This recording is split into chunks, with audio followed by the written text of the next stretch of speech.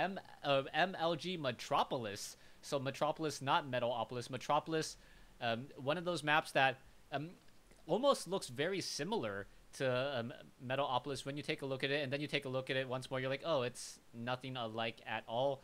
As the game is going to get underway, it is going to be a blue Zerg versus a red Terran, and we see Xiaohyang spawning as the red Terran at the 6 o'clock position. Meanwhile, a Void spawning as the blue Zerg. We got some pretty colors going on in Metropolis here, and Sohyung is going to try to make this one 4-1 for vVv, with a Void is going to try to, I guess, avoid the early exit from NrG and take this one down over Sohyung, who did that 2 racks in the last game, looked really strong. The cross positions here going to make it a little bit difficult to put on early pressure without another sort of early proxy racks play, but like I said, I imagine that we will not see that again, though we do have an early SCV going out, and nope, not early enough. It's just going to be a supply depot coming from Sohyung. Yeah, so Xiaohyang's building that standard supply depot there on the front door. We could see the barracks and another supply depot. Xiaohyang may just try to head fake his opponent and say, you know what, Avoid, you were probably watching that last game. This game, why don't I go ahead and play straight up, and maybe that will confuse you a little bit more, as Xiaohyang is waiting for that 150 minerals, and he is going to throw down that barracks now at his front door. Yeah, pretty easy to defend natural for both players. It's much smaller choke point, so you're able to wall off a little bit with bunkers, supply depots, spine crawlers, and Evo chambers. So imagine that the Zerg player not going to take a ton of damage from early Hellion play. It might be a little bit more difficult to defend a third base, though, as you're not able to connect creep to a third base very quickly. So we'll see how fast a Void is able to get onto a third base. I started talking about a third base in the last game on Daybreak, but that was when Sohyung was placing down those double those double barracks, and no third base ever materialized for the Zerg player. But I imagine we'll probably at least have 2 base versus 3 base in this game. Alright, a Void did come in, take a look around. He does spot the refinery already down, right, so it's not going to be a very, very fast expansion by any means. A factory may come in, and then a command center, or somewhere in that order. Meanwhile, a Void already getting up his hatchery. He is now going for that extractor pool opening, as you mentioned earlier, so he's going to have that metabolic boost much more quickly, and then he may decide to pull those drones off of gas, and then just try to mine a lot of minerals and catch up that way after getting that faster movement speed. Overlords are in position all across the map, making sure to see any proxy barracks or anything tricky once more, as Xiaohyang will finally scout out his opponent and gain sight of that hatchery. Yeah, and avoid seeing that early refinery out from the Terran player might have provoked him to get, or prompted him to get that early extractor himself. He's going to be able to get out either Zergling speed or early roaches to defend against what I would imagine, what he probably imagines will be reactor Hellions. So the reactor already about halfway done, as is the factory. We see an Overlord on the west-hand position actually being picked off, and this is what I was talking about on Antigua, where if you're able to pick off an Overlord, it can totally cripple your opponent. The double queen's about to come out for a Void, but he is going to be hard blocked here for just a few moments, as Overlords 2 at a time now coming out, and that costs him both a larva as well as 100 extra minerals that could have been drones. Yeah, exactly. A lot of the times, those who are new to Starcraft don't know how much that early Overlord, how important it is. Early game, you're really larva limited. You need to get those larvae in order to grow up drones. And that Overlords aren't free, even though they only cost 100 resources. In the early portion of the game, that's a significant amount of your economy, and you don't want to replace them.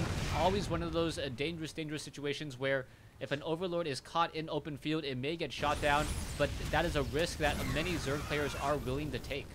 Yeah, I mean, you have to get that Overlord into position to spot the third, spot the natural, so you have to basically think of clever routes to get it across the field safely. And Sohyung being really active with his first Marines, getting him out on the field. He knows there's not going to be a ton of Lings.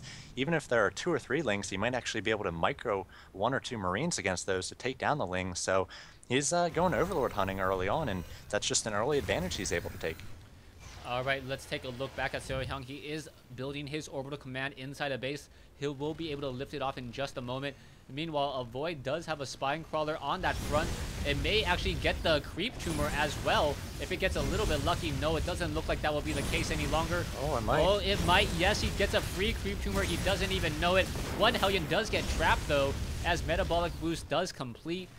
So one Hellion and a couple Zerglings, or one Hellions and a couple Zerglings traded in addition to a Creep Tumor.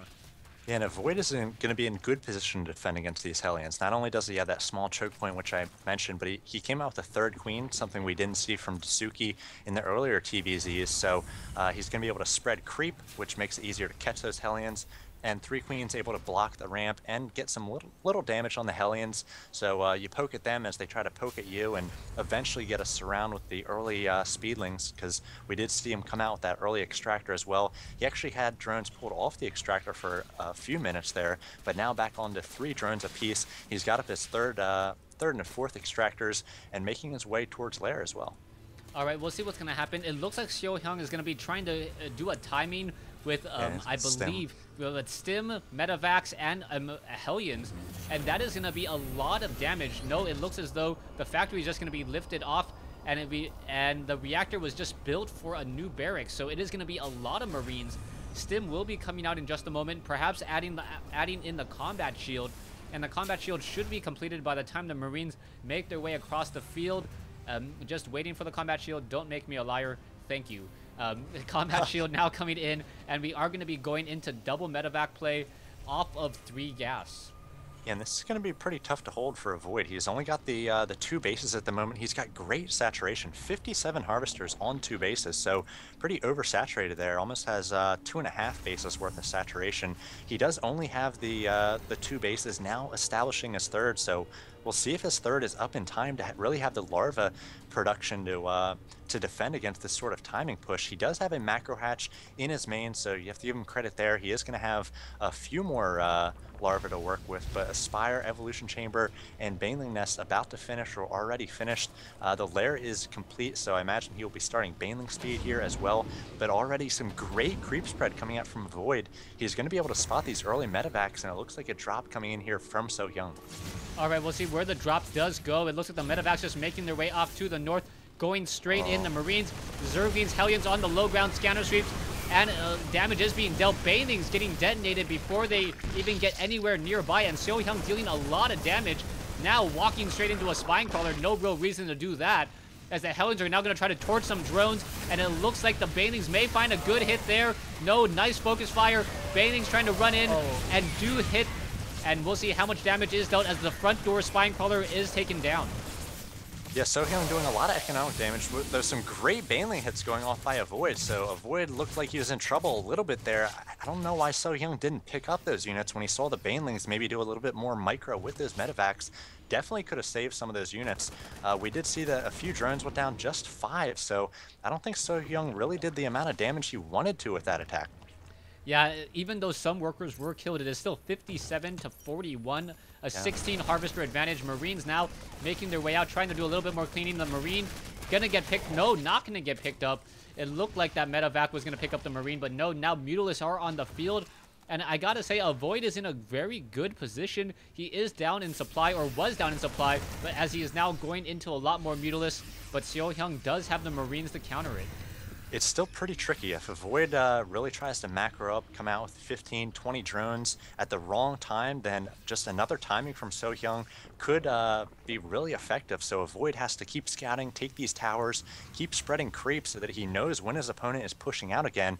Right now, it looks like he is coming out with more and more attacking units or defending units, however he wants to use them in these lings. We do have one melee attack about to finish for the Zerg player. One flyer attack just started, and Baneling speed is about halfway done as well. It looks like Sohyang will be going towards this third, so we'll see whether Avoid is able to defend this. Siege tanks are with this push at this point, so he's going to be a little bit more Baneling proof. Baneling speed not quite done, and if Sohyang is able to do damage before Baneling speed is done, he could win the game. Yeah, we'll see what's going to happen. The Marines are now trying to rush in. The Banelings, we're going to have a little bit of an attack here. Mutalists in the backfield, unable to catch some of the siege tanks, so the Mutalists are taking a lot of damage, but there was a nice Baneling splash.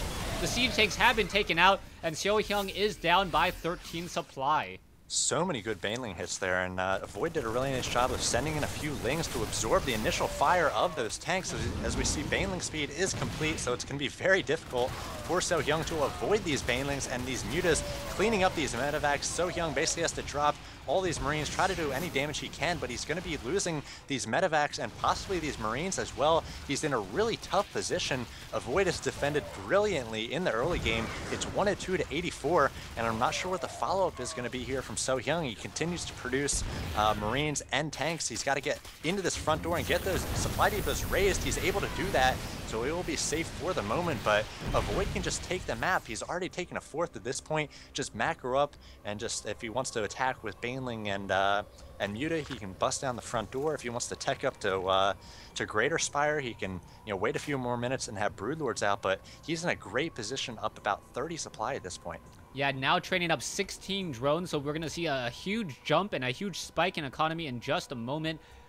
With about 30 supply difference between these two players, and the drones are just going to be able to start mining more minerals once more. The main base is starting to mine out down to 1 to 200 minerals in some of these mineral patches, but with already a fourth coming in from a Void, we now also see Sohyung trying to establish his third, and we'll see whether or not Sohyung will be able to hold on to this, as a Void does know about it since a Zergling was present. Yeah, I think if Void pumps some units at this point, he could really take down that third pretty easily. There's just 2 tanks, now 3 tanks on the field for Sohyung. That's not a lot, especially if the Mutas are able to pick off 1 or 2 in the early parts of any engagement. And we see a Void actually catching these Marines, or maybe the Marines have caught the Mutas there, taking down a Muta or 2. So Sohyung just pushing out, making sure that there's no Ling at his fourth, so he can take that unbeknownst to avoid it later in the game. But doing his best to control a little bit of the map here with these Marines and the medevacs. But here come all the units of a Void. He's definitely going to catch these medevacs and Marines unawares, and now the carnage could continue for the Zerg player, as he is pumping out just a ton of Mutas. Pretty soon he's going to have about 30 Mutas, and that he's going to be able to do so much damage with that big flock. Yeah, once he reaches critical mass on those Mutalisks are just going to be so difficult to stop, especially without Thors. A Void already establishing the gas over here at the fourth base. He could run off of 8 extractors if he wants. He does seem gas and mineral blocked at this stage. He is spending his resources very, very well, and we'll see what he continues to follow this up with, as there is now 11 more drones coming onto the field. We are going to get very, very close to that magic number, as now Sohyung comes in with a drop of his own. 8 Marines inside 1 medevac. How much damage can it deal?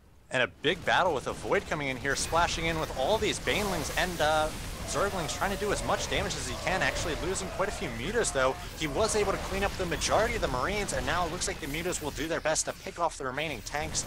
There's just 1 tank left, 22 Marines. That drop looks like it was cleaned up, actually moved a little bit to the third. The Void doing his best to try to use drones to pick off these Marines. So the third will go down, as will the looks like a few drones there, but I believe that the Muta pack will be coming back here to take down the dropship.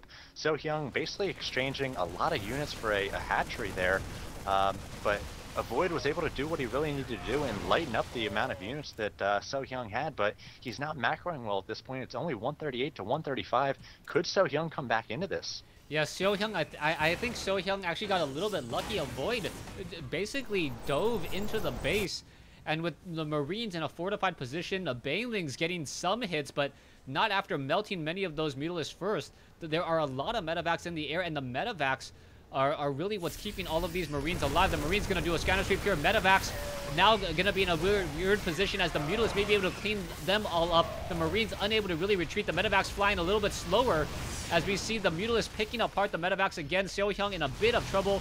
Marines are coming over, but now 1 Thor does arrive to the party, and Sohyung able to push this attack back, as there's another drop inside the main base. Double medevac drop. Extractors, spawning pool, all very, very prime to getting taken out, but the Banelings clean that up. But Sohyung really working a lot of his magic to get back into this, and the worker kill count up to 19 now. Yeah, not a ton of damage done there. He wasn't able to take down either of the extractors. He just took down a spine crawler or 2, as well as a queen. So if he was able to focus down some important tech buildings, the spire, the spawning pool, the baneling nest, he might be able to find a timing. Instead, he's going to get on to creep here, and he's a little bit unsafe. Just 1 Thor being magic boxed by these Mutas.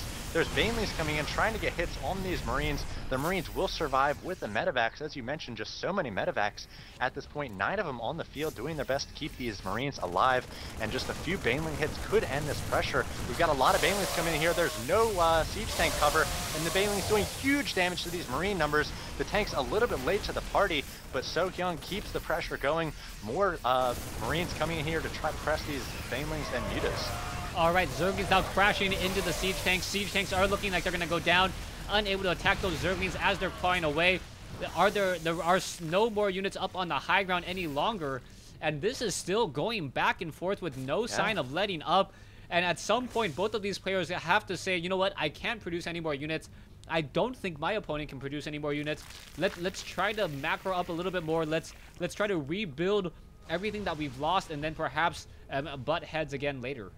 Yeah, I'm wondering when we're going to see a Hive come out from Void. He's on 4 bases. He's establishing a 5th, so something's got to give here. It looks like he will be going for the 5th, maybe trying to stay on this tech path, because Sohyung has 4 bases, and he's establishing a 5th. So a Void is going to run out of steam here with this this unit composition, though. He does have some tanks getting out of position here. 3 of them go down very quickly. Baneling's able to do some decent damage against the Marines, though the tank in the back able to get a nice shot or 2. And Sohyung continues to knock at the front door of a Void, and we'll see how long he's able to do so. A Void just defending with these Banelings and these Mutas. The creep has been pushed back, so this is a good place to attack with those Banelings. Going to be a little bit slower off of creep, but Sohyung continues to lose tank after tank after tank. All right, medevacs now trying to do a drop on the high ground. 1 medevac down, 2 medevacs down. Some of them still had cargo. Drones now getting caught in a firing line, and a Void losing a lot more workers than he really would have liked to in that situation. Getting caught in transit desperately, as now the harvester count 67 to 61 after about a dozen units killed. Yeah, now these Mutas are going to again try to clean up these tanks. The tanks do go down to these Lings. Let's check out the upgrades for the Zerg player. It is looks like 2-1 for Zerg versus 3-1 for Terran. So a Void has been investing in air upgrades as well, 2-1 already. Again, we don't see a Hive coming out. Both players working off of 5 bases. As you mentioned, harvester count pretty even, but Zerg really wants to be ahead. They can't trade quite as well with this composition, with the siege tanks taking big blows against these Zerglings and these Banelings. Off of creep, the Banelings just not as fast, not able to do as much fair trading in terms of resources with the Terran player. And it looks like 131 to 102, just constant action in this one as a Void pushing across the field.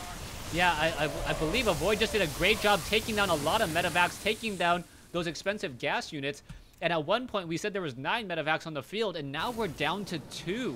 Wow. So with only 2 medevacs on the field, medevacs are one of those units where once you build them, you forget how expensive they are. They are the same cost as a Mutalisk. 100 minerals, 100 gas. And now we're going to see the Mutalisk look to perhaps get some damage in here. It may be able to even get some glaive worm damage onto the missile turret. The missile turret now targeting those Mutalisks. The Mutalisk trying to focus them down. It looks like 1 will go down. And there's also missile turrets up here. A Void with critical mass on those Mutalisks, just diving into the bases, dealing a lot of damage. Marines finally making their way over. But I think that was the first time a Void actually got some worker kills in this game. Yeah, just 7 though, so he's going to try to even up the economy a little bit, but he just did a huge pump of drones, actually more coming out. He's about to be up to 78 harvesters versus the 55 of Sohyung, and Sohyung basically off of let's check out how many bases are mined out. Almost 2 full bases mined out, so he's going to be on 3 base here with those 55 SCBs. And now we see a Zergling run by, taking advantage of the fact that there's no planetary fortress at this 5th. So a lot of mules and a lot of mining time being prevented here by a Void, and also focusing down these missile turrets, which will have to be rebuilt, or else the Mutas will just come in and take down more SCBs. So the Void being very active here, and I really like his play so far. Yeah, Void's doing a great job. Marines finally cleaning this up. It looks like Sohyung will re-land that orbital command. But the key question now is, where is the next expansion gonna be? Both of these players could try to take an island expansion. Oh, there's no creep tumors. There's actually destructible rocks on this version of the map. That is nice to know. So there's destructible rocks on the islands. Even though it's atop of a building, it is an island. There's no actual way to walk over there. And this is going to be interesting. Perhaps a Nidus worm of some sort could get units over. It's very hard to take down destructible rocks, let alone do a drop, as we now see a Void coming back in with Mutalisk once more, but getting cleaned up because there is the auto-sec tracking on those missile turrets. Yeah, now seems like So-Hyung sort of wrestled back the control of the population here, 172 to 154, and finally we have the Greater Spire coming out from a Void pretty late, in my opinion, as he could have just busted down the front door of So-Hyung a number of times with Broodlords. So-Hyung was not really equipped to do a Viking switch. He just has the one starport working, and he's had to replace a lot of medevacs, as you mentioned. He's back up to 7 of them, but had to remake those as the mutas were focusing those down in all these encounters, and now So-Hyung pushing out once again, 175 versus 154. He is supply blocked at the moment, not making any supply depots either, so surprisingly, maybe he just wants to stay maxed at 175, but he's taking a very strong position in the center of the map on creep though, so if a Void has a small advantage, it's going to be that creep highway. He's going to be able to get Banelings in here very quickly. He also has a number of infestors out as well, so a few fungals could really slow down things for the Terran player. Yeah, we also saw So-Hyung handle very easily a medevac drop inside the 3 o'clock position. Now it's going to be an elevator drop onto the main base with units at the front door. What are these Mutalisks going to be doing? Infestors could try to get off of fungal growth, and there's a lot of Marines almost fully upgraded. And now here comes the attack. Infested Terrans coming in. Are we going to get some fungal growth? We should. Beautiful fungal growth coming in. And So-Hyung barely hanging on, as there was a lot of damage to those siege tanks. More Marines may get taken down. There they go again. And a Void now training up 11 Ultralisks and says GG. What? 158 to 138. Wow, I guess. Wow, I think that was a little bit early of a GG there. He still had a pretty decent economy, and I guess he was waiting for those.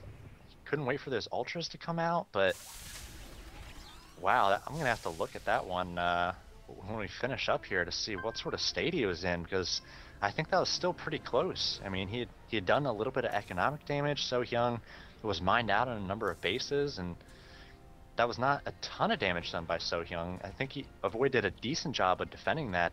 Obviously, sometimes Zerg needs to wait for that second wave to clean things up, but surprising GG there, and So-Hyung finishes things up 4-1.